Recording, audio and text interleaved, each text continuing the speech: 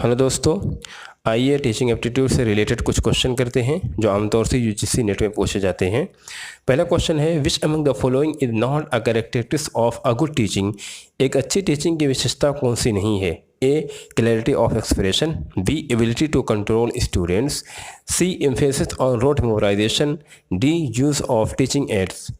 तो इस जो सही ऑप्शन है वो है C, emphasis on rote memorisation.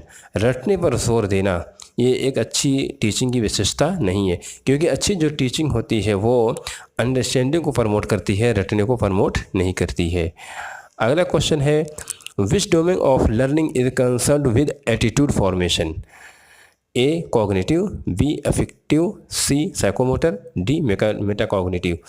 तो जो सही ऑप्शन है वो है बी, अफेक्टिव, क्योंकि अफेक्टिव डोमेन वो डील करता है इमोशन से, एटीट्यूड से और वैल्यूज से।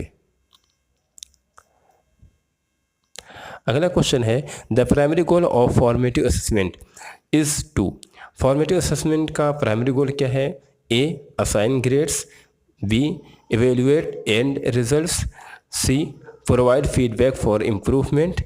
D, compare student performance.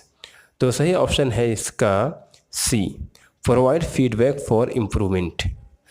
Formative assessment इसीलिए होता ही है ताकि उसके ज़रिए बच्चों का इम्प्रूवमेंट किया जा सके, उनकी लर्निंग को इन्हांस किया जा सके। अगला क्वेश्चन है, a teacher is said to be effective if she or he. एक टीचर को इफ़ेक्टिव कहा जाता है कब? Covers the syllabus completely, help student get high grades, motivates student to learn, maintain discipline। तो सही ऑप्शन है वो है सी, मोटिवेट्स स्टूडेंट टू लर्न। वो टीचर जिसको देख करके या जिसके मेथड को देख करके, जिसके तरीक़ेकार को देख करके बच्चे मोटिवेट हों मज़ीद सीखने के, तो वो इफ़ेक्टिव टीचर कहा जाएगा। Effective teaching inspires and motivates learners. अगला क्वेश्चन है, the most significant quality of a good teacher. एक अच्छे टीचर की क्वालिटी क्या है? A, sound knowledge of subject. B, good communication. C, patience. और डी, पंक्चुअलिटी। तो इसमें जो मोस्ट सिग्निफिकेंट क्वालिटी है वो है साउंड नॉलेज ऑफ सब्जेक्ट, यानी सब्जेक्ट की नॉलेज होनी चाहिए। अगला क्वेश्चन है, which teaching method is best suited for developing critical thinking. Critical thinking को डेवलप करने के लिए कौन सा मेथड सबसे उचित है? A, lecture. B, demonstration. C, discussion. और डी, डिक्टेशन। तो चारों ऑप्शन में डिस्कशन ये सही ऑप्शन है सी, उसी के ज़रिए क्रिटिकल थिंकिंग को डेवलप किया जा सकता है।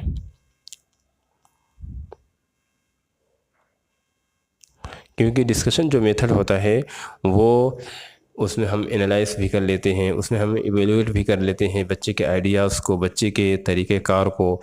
तो डिस्कशन मेथड क्रिटिकल थिंकिंग को डेवलप करने के लिए अच्छा है। A teacher should be. एक टीचर को होना चाहिए a friend, a guide, a strict डिसिप्लिनियन।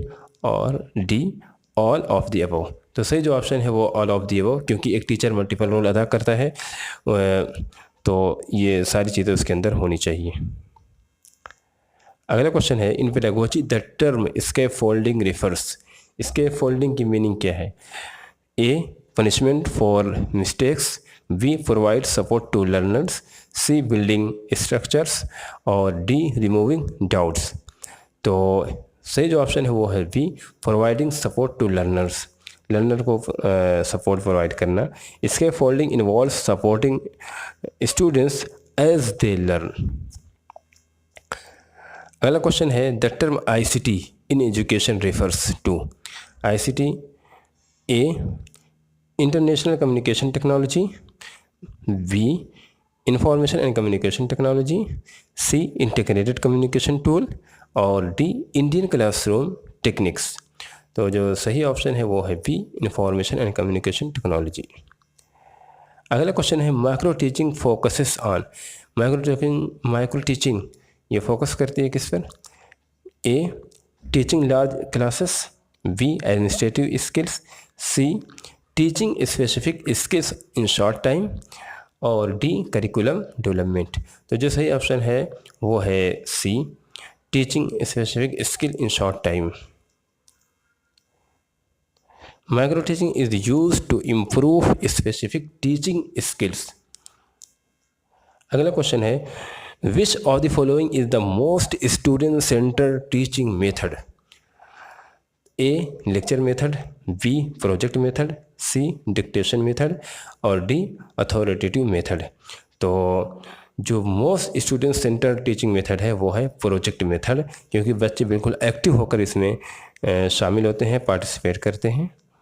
अगला क्वेश्चन है the term constructivism in teaching refers. Constructivism किसे कहते हैं? A rote learning, B teacher led instruction, C students constructing knowledge, और D following textbooks strictly. तो सी ऑप्शन सही है, student constructing knowledge. वजह constructivism emphasise learners building their own understanding. अगला question है which of the following is the most effective way to measure student achievement. Student के achievement को measure करने के लिए कौन सा इफेक्टिव तरीका है? A weekly test, B term end exams, C continuous and comprehensive evaluation, और डी ओरल टेस्ट ओनली। तो जो इफेक्टिव तरीका है वो है continuous and comprehensive evaluation. CCE give a holistic view of student development। अगला क्वेश्चन है a good question paper should, एक अच्छा क्वेश्चन पेपर होना चाहिए, include difficult question only, have objective type items only, test all levels of Bloom taxonomy, और be very lengthy। तो जो सही ऑप्शन है वो है C test all levels of Bloom taxonomy.